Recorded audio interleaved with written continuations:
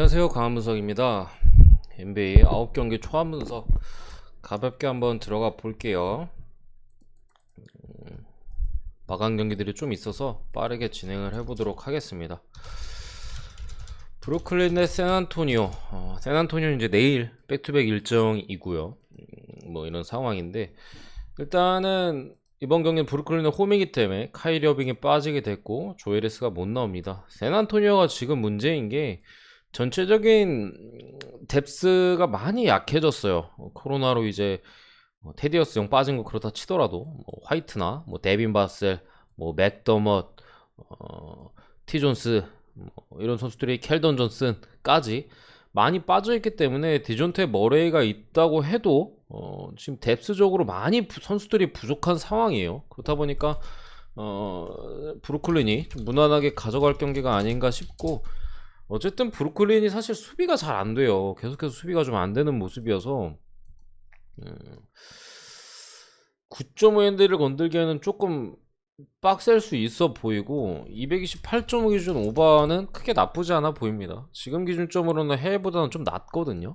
그래서 아마 기준점이 조금 더 올라갈 가능성이 있다고 생각을 해요. 브루클린이 어쨌든 샌안토니오가 저 라인업으로 사실 가드진의 수비나 이런 부분을 감당하기 어렵다고 생각을 하고, 문제는 이제 벤치 타임에 또 어떤 저득점 양상으로 만약에 또 갈 수도 있겠다라고는 생각은 드는데, 전체적으로 좀 브루클린도 수비적인 부분에서 분명히 약점을 좀 드러내고 있고, 브린 포브스의 3점만 좀 터져준다면은 오버의 가능성도 있다고 생각은 합니다. 근데 어쨌든 이 경기에서 가장 중요한 건 그냥 똥배 잡고 가는 게 제일 나아 보이긴 해요. 솔직히 공짜니까.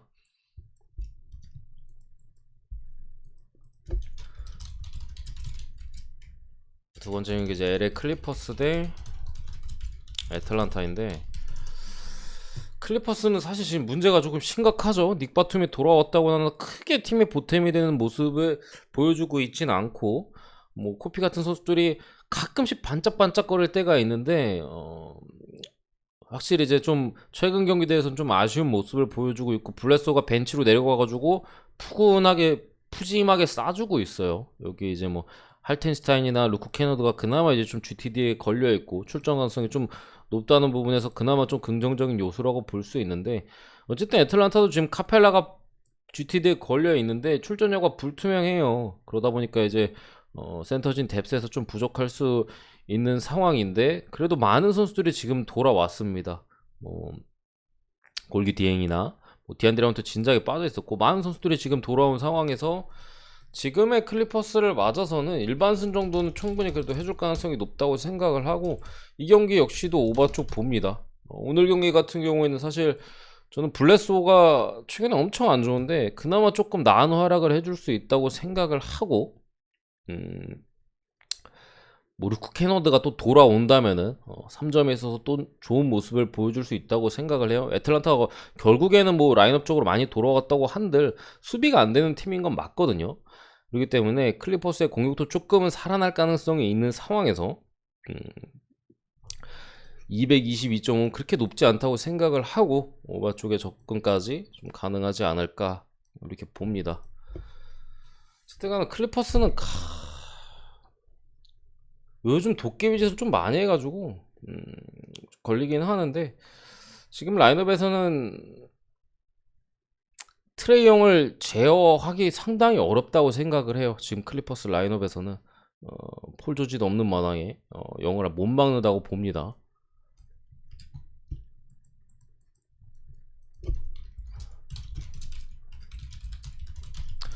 올랜도 대 워싱턴 같은 경우 백투백이고, 오늘 디트로이트와의 엄청난 접전 끝에 패배를 했어요.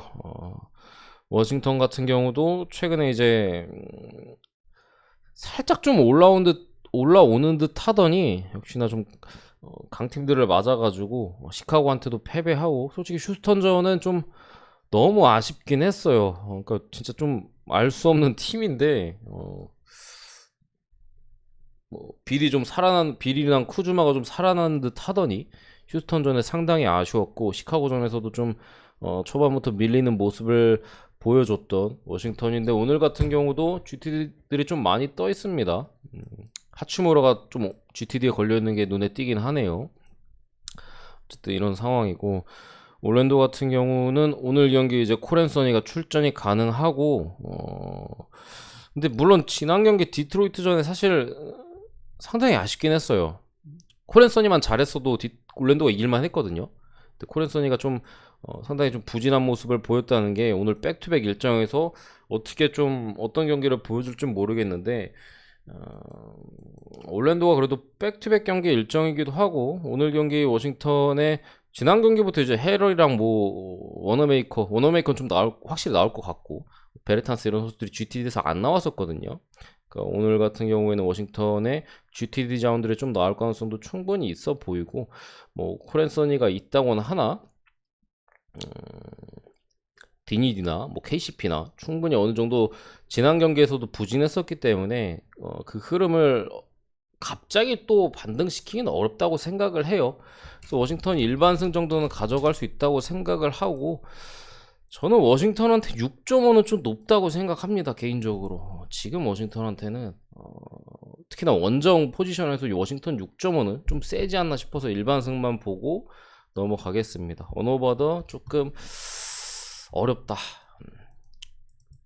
네 번째 경기 토론토 대 뉴올리언스.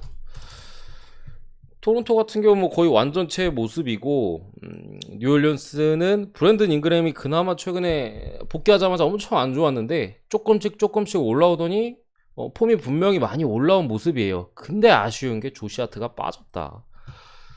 어쨌든 간에 뉴올리언스가 사실 인사이드가 나쁘지 않은 팀이거든요, 전체적으로 봤을 때. 근데 조시 하트가 빠진 상황에서 토론토의 이 아누노비와 스커티 반스를 넘기에는 조금 쉽지 않아 보이고, 특히나 원정 경기에다가 이 거리도 상당히 멀기 때문에 토론토가 충분히 가져갈 수 있는 경기라고 생각을 하고요.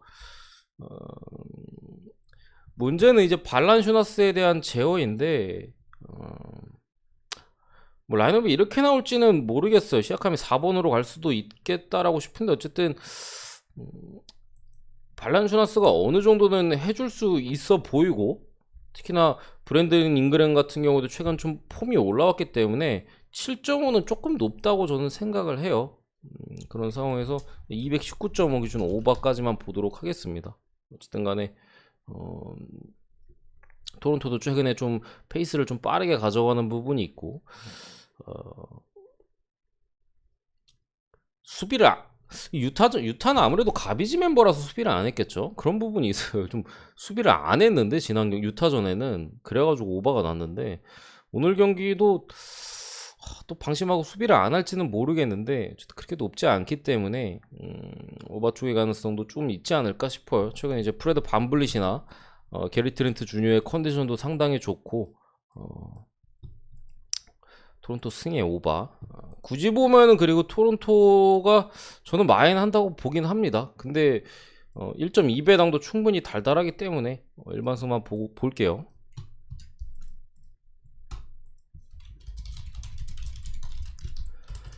이 경기는 제 생각에 왜 이렇게 배당을 미네소타가 높게, 하긴 미네소타라 그런가? 뭔가 체감상 미네소타가 배당을 좀 높게 받은 부분이 있는 것 같아요.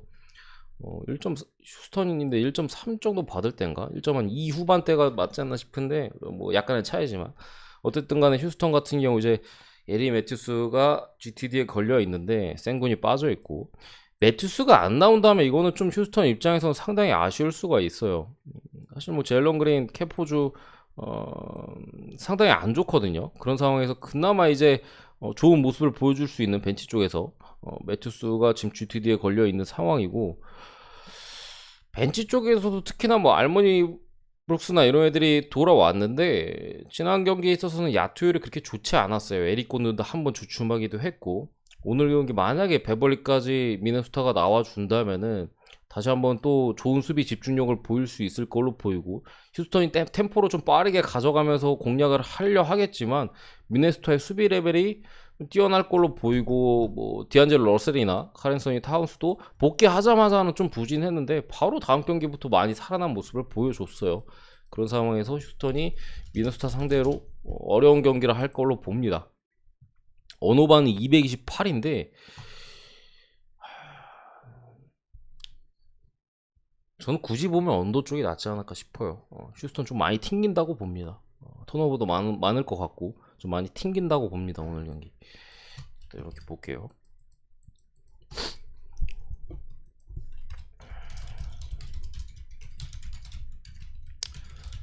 오클라호마 대 덴버. 되게 배팅하기 싫은 경기긴 해요. 솔직히 이 경기는 덴버 경기 항상 그런 것 같아. 덴버 1.2대 받거나 이러면은 좀 배팅하기 좀 싫은 부분이 있는데, 어쨌든 덴버 같은 경우도 이제 지난 경기에 있어서는 사실 벤치 자원들이 잘해줬어요. 물론 이제 요키치가 엄청난 좀 활약을 보이면서 쉽게 이제 세크라멘토 상대로 승리를 가져갔는데, 특히나 이제 벤치 쪽에 뭐 본스 아일랜드나 이런 선수들의 야투감이 좀 괜찮았다. 제프 그린도 이제 돌아와서 벤치 쪽에서 들어가면서 좋은 야투감을 보였다는 점에서 이제 그동안 이제 캄파조나 오스틴 리버스가 너무 아쉬웠거든요. 그런 상황에서 좀 가뭄의 단비 같은 좀 역할을 이제 제프 그린과 하일랜드가 해줬었고, 오늘 경기도 사실 최근 OKC 같은 경우에는 지난 경기도 그렇고 스가가 좀 너무 아쉬운 모습을 보였어요.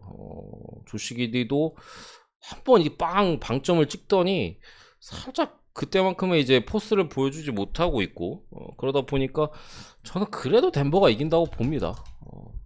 벤치 쪽에 이제 몇몇 자원들, 특히나 이제 제프 그린 돌아오자마자 좋은 활약을 보였다는 점에서 오늘 경기도 나쁘지 않은 좀 활약을 볼 가능성이 있어서 이긴다고 보고, 근데 아무래도 덴버다 보니까 핸디캡은 건들고 싶지가 않다. 어노마 같은 경우에는 213.5 상당히 낮은 기준점을 받았음에도 패스를 하도록 하겠습니다.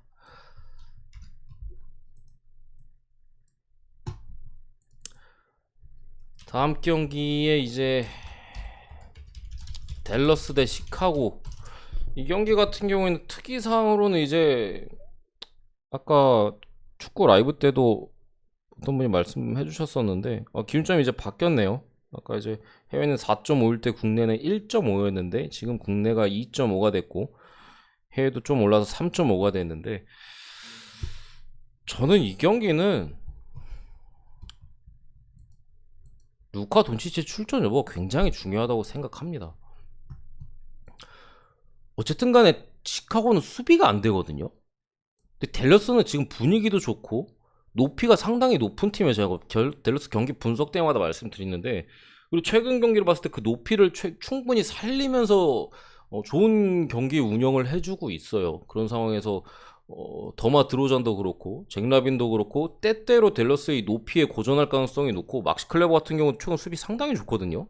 원래도 이제 수비가 좋다기보단 블락 원툴이긴 한데, 뭐 핀니 스미스랑 해가지고 충분히 시카고의 이제 득점원인 잭 라빈과 드로잔을 괴롭혀줄 수 있는 상황에서 이거 댈러스의 공격을 시카고는 쉽게 막아내지 못할 가능성이 높아요. 사이즈 면에서도 좀 밀리는 모습이 있고, 어쨌든 시카고는 수비가 안 되는 모습이 있다 보니까, 그래서 저는 이거 돈치치 나오면 댈러스 역배승 봅니다. 댈러스 역배승을 보고 어노바는 조금 어렵다. 역배승에다 이제 지금 프렌인데 2.5 프렌까지 이렇게 봅니다. 시카고 한풀 꺾일 때가 됐고 흐름이 좋은 댈러스를 만나가지고 돈치치가 만약에 나와준다면 좀 고전할 가능성이 충분히 있다고 봅니다. 자본테 그린 빠진 게 조금 아쉽지 않나 싶어요. 제 생각에는. 많은 분들이 제 영상을 보시는 분들 중에 조회수가 그래도 1000 이상 나오기 때문에 적어도 한 분 정도는 이 경기를 보려고 연차를 쓰시지 않았을까 그런 생각을 하는데, 어쨌든 간에 드디어 이제 클레이 탐슨이 골스에서 이제 복귀를 하는 상황이에요. 탐슨이 복귀하고 뭐 토스카노가 지금 GTD에 떠 있는데, 클레블랜드는 뭐 아이작 오코로가 아쉽게도 지금 빠져 있고, 당연히 저는 골스가 잡아준다고 생각은 합니다. 잡아준다고 생각은 하는데, 이게 제 생각에 클레이 탐슨 나온다고 골스 많이 무조건 물 사이즈인가라고 물었을 때는 솔직히 잘 모르겠어요. 잘 모르겠습니다. 어쨌든 커리가 최근에 부진했었고 탐슨이 돌아온 거와 별개로 돌아오면서 더 잘 풀릴 수는 있어요. 당연히. 왜냐면 클레이 탐슨 같은 이제 훌륭한 슈터가 옆에 있으면 커리가 이제 경기 운영하기 확실히 편해지긴 하거든요. 그러면서 커리의 슛감 자체도 살아날 가능성이 높긴 한데 어쨌든 간에 지난 경기에서 부진했던 건 이제 사실이니까 그게 뭐 탐슨이 오면서 커리가 얼마나 좀 더 편하게 경기를 하고 이제 할지는 좀 두고 봐야 되는 거고 아직 경기를 보지 못했으니까. 디그린 같은 경우도 지난 경기 상당히 좀 실망스러운 모습이었고 이런 상황에서 클리블랜드의 이 높이 골스가 약점이 높이에요. 골스의 약점이 높이거든요. 근데 그 약점을 공략할 수 있는 높이들을 지금 클리블랜드가 가지고 있는 시점에서 8.5는 저는 좀 높다고 생각을 해요. 지난 맞대결에서도 골스가 엄청 고전했거든요. 물론 막판에 4쿼터에 말도 안 되는 경기를 좀 보여주면서 거의 클리블랜드가 제 기억에 한 자리 득점이었던 것 같은데 좀 2달 정도 지나가지고 기억 가물가물해요. 마인까지 했어요. 그러면서 골스가. 근데 8.5는 제 생각에 조금 빡세다 라고 생각합니다. 그래서 저는 골스 일반승만 보고 넘어가도록 할게요.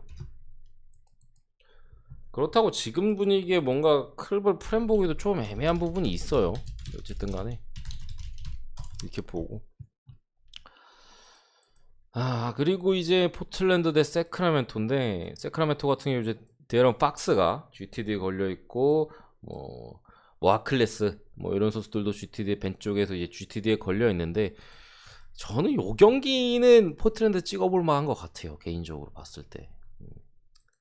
어쨌든 간에 이게 세크라멘토 역시도 수비의 어떤 밸런스나 뭐 조직력이나 전혀 이제 없는 팀이고 포틀랜드의 무지성 그냥 3점을 던지잖아요. 앰퍼니 사이먼스나 이런 선수들이. 이런 것들이 조금 더 오픈 찬스나 이런 것들이 많으면은 노먼 파일 같은 선수들이 충분히 활약해 줄 수가 있고 지난 경기 뭐 코빙턴의 야투감도 꽤 괜찮았어요. 그러니까 그 흐름 자체를 좀 코빙턴마저도 좀 이어간다면은 뭐 포틀랜드의 백코트진 이제 앰퍼니 사이먼스야 노먼 파일 역시도 괜찮은 모습을 보여준다면 이거 세크라멘토가 어려운 경기를 할 가능성이 있어 보이고 어쨌든 이게 포틀랜드가 정배가 아니고 역배예요. 그런 상황에서 저는 또 찍어볼 만하지 않을까라고 생각합니다. 포틀랜드 역배승을 보고 언오버는 226.5인데 잘 모르겠습니다. 세크라멘토 항상 도깨비 짓을 많이 하고 그런 팀이기 때문에 어쨌든 하클레스 빠지는 부분도 수비적인 측면에서 세크가 좀 아쉬운 부분이 있고 박스도 최근에 그래도 꾸준히 그래도 자기 역할을 어느 정도 해주는 부분이 있었거든요. 할리버튼 같은 경우가 물론 최근 경기에서는 나쁘지 않은 활약을 해주긴 했는데 분명히 이제 그 안에서 기복이 있었어요. 그런 상황에서도 오늘 또 어떤 경기를 펼칠지는 좀 의문이 있는 상황이고 해리슨 반즈도 한창 좋았을 때보다 많이 내려온 모습 저는 이거 포틀랜드가 할만하다고 생각합니다. 홈포틀이라는 점도 있고 포틀랜드가 여기서 한번 끊고 다시 연패 흐름을 타지 않을까 이렇게 생각을 합니다. 마지막 경기 이제 레이커스 경기는 오늘 초안 영상에서 패스를 했고 오늘 좀 빠르게 분석하다 보니까 어쩔 수가 없어요. 이게 9시 50분 마감인데 좀 시간이 해축과다 좀 늦어가지고 디테일 면에서 좀 떨어지는데 내일 이제 확정본에서 좀 더 많이 말씀해드리도록 하고 오늘 초안 영상은 이렇게 좀 짧게 진행하도록 하겠습니다. 구독과 좋아요 한 번씩 부탁드리고 감사합니다.